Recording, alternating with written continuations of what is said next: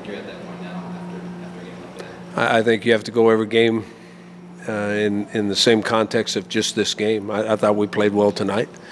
Thought we played well most of the time. I didn't think we ran the ball very well in the second quarter. We had a lot of turnovers on defense. We controlled the ball most of the game on offense, and we scored a lot of points. But I have to say this, that's not the Hawaii team I saw on film. Hawaii is probably the second most improved team in our league, next to Wyoming, and they didn't play like themselves tonight. Now, I mean, I have a theory why, because last week they're playing at home and have a chance to go in and tie the score with about 3 minutes left to go in the game, and they're inside the 10-yard line and they get stopped on 4th and 1. So psychologically, that's a very hard thing for a team to overcome. And I think what you saw was the effect of that loss was still bugging them, because that team's much, much better than they played tonight. Much better. Their coach is doing a hell of a job. But we played good. I mean, we played all right. Kind of in that vein, you talk about Wyoming and Hawaii and the way they've improved. How much do you think you've improved from last season? From last season? Well, I think at the end of last season, we were one of the top 25 teams in the country. And right now, I think we're trying to prove to everybody that we are still a top 25 team. Now, we weren't voted a top 25 team last year at the end of the year, but I thought we were. I think we're as good as some of them up in that top 25 right now.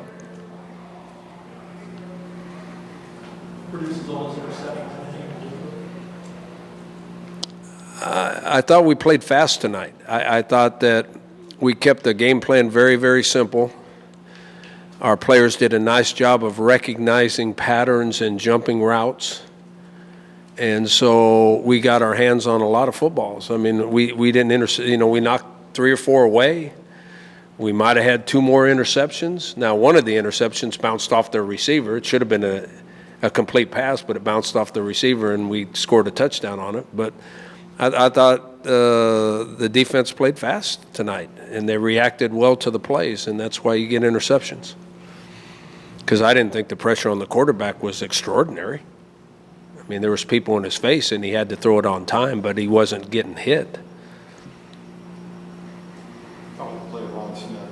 He's stepped up pretty nicely with what he had to do with that spot. Yeah, I thought it was really nice. Early in the game, he was able to make a big-time play. I'm sure that gave him confidence, and I'm sure that he'll be a better player for it, because in the fourth quarter we put a lot of new guys in there, and guess what? They get half the reps in practice, and there was times they couldn't even get lined up.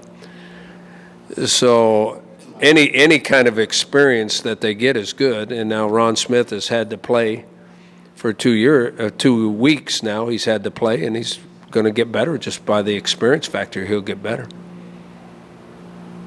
What was the deciding factor in giving Smith his first start tonight?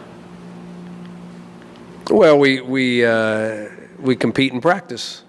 Whenever there's a position where there's not a guaranteed starter, a guy that we know is the best guy that has the experience, they compete in practice, and whoever plays best in practice gets the start. Now, to be honest with you, he was on a short leash. If he wasn't playing good, he was coming out, and somebody else was going in to see if he could play better. But he played better in practice this week. That's why he got the start. What's that? Well, Kalen still, his ankle and his knee still bothers him a little bit. But you saw the other guy that was in that hunt too was Kyrie Woods, who is a true freshman. He played the last couple series out there. He was in the competition too. Enough that you might have considered putting him. Yeah, we considered if he was going to be the starter or not. Mm-hmm. What's it mean to the program to clinch the West for the 4th time in 5 weeks? We haven't clinched it. As far as I know, we haven't clinched it yet. We clinched a tie. I mean, that's the best part about clinching the Western Division is we get to play in the championship game. We haven't done anything yet, but if New Mexico will beat Nevada Reno tonight, and then we can start thinking about who we're going to play in the championship game. And the number one goal in our program is to win the conference championship. Because you clinched it so early, Rocky, probably. Well, I don't know if we've clinched it yet. I mean, next week might be the game that decides who clinches, if we clinch it or not, because we're playing Nevada Reno. So next week we might be able to, do it ourselves, clinch it ourselves. I'll tell you what is nice, though, is 2 weeks ago we qualified for a bowl game. I've never been on a team that qualified that early to go to a bowl game. And around here, I guess we're spoiled. I guess we're so used to going to bowl games, it's not a big deal anymore, huh? No one else seems to think it's a big deal. I'll tell you what, our team and I think it's a big deal. Coach, Chad threw for 3 touchdowns today. How satisfied were you with your passing offense compared to Hawaii? I was happy and not so happy at the same time. I thought he did a nice job of throwing the ball. I thought that our play-action pass allowed us to, score some touchdowns and open up the running game a little bit, especially in the second half. But I saw a drop pass. I saw too much pressure on the quarterback. When we were trying to do a drop back scheme, I thought there was too much pressure on the quarterback. He got hit and fumbled. I don't know why yet. I'll watch the film if someone missed an assignment or they just ran a stunt that we couldn't pick up. And then if they ran a stunt we can't pick up, that's a coach's fault. If it's because someone blew an assignment, that's the player's fault. And I don't know which one it was, but, he got hit and he fumbled.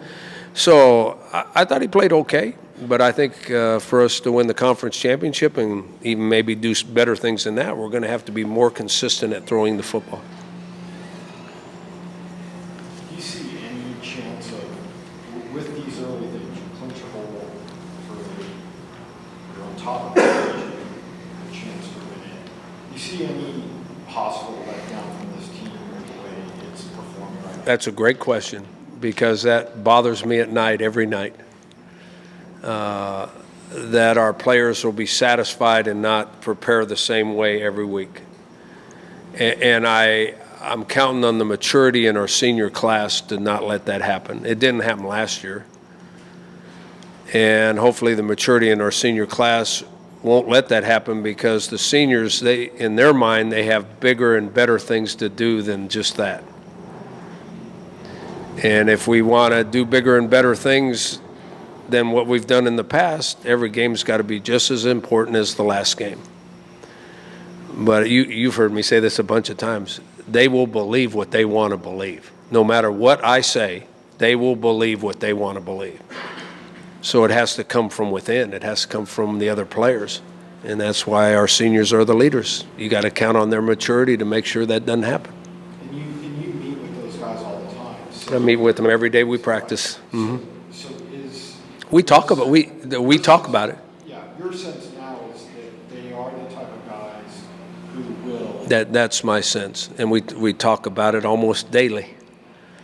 And my sense is that they're a very mature, motivated group that we might get beat, but it won't be because we're not ready to play. Don't maybe draw the loss and stuff like that. Don't get a big head. No, I don't. I can't explain that, except that we did some things that we don't normally do, like snap the ball over a punter's head and stuff like that. Defensively, you weren't attacking the quarterback at the same level you have in previous games. Can you speak to that? I thought they did a very nice job of protecting quarterback, so we didn't blitz near as much and we played more coverage. And probably playing more zone coverage allowed us to intercept the ball more. Now, we didn't sack the quarterback very much until the very end, but I don't know. We ought to ask the other team what our percentage is because I don't worry about it. I guess we're 50% of the time we're blitzing. Well, tonight we didn't. I bet you we probably blitzed a total of 10 times the whole night because we blitzed early on and they picked it up pretty good and the quarterback threw the ball on the money. And then we went to zone coverage and he wasn't throwing it on the money. He was throwing it to us. So it was much easier just to keep playing zone. Did they impress you in zone coverage, something you don't normally run in previous games? Did our players impress us with the zone cover? Well, tonight they played it very well. I would much rather blitz the quarterback and hit the quarterback if I had my preference, if that's what you're asking.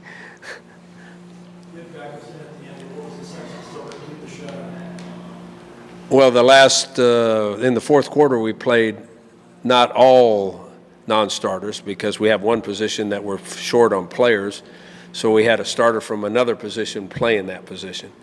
But 10 of the 11 guys out there hardly ever play, and 3 of them probably it's the first time they've played extensively, and it was nice to preserve the shutout. In fact, that was one of the freshmen on a corner blitz that sacked the quarterback. True freshman, so that in this day and age, it's a big deal to shut anybody out. So it's kind of cool. But did you hear a little talk or what was going on there? Well, I heard a whole bunch of the veteran guys trying to coach them from the sidelines. As Hawaii was moving down the field, we didn't have to say anything because every one of the veterans was trying to coach his position from the sideline. So the veterans obviously wanted a shutout, right? And I think after we sacked the quarterback, I think the whole starting defense was out there celebrating with the guys that were on the field.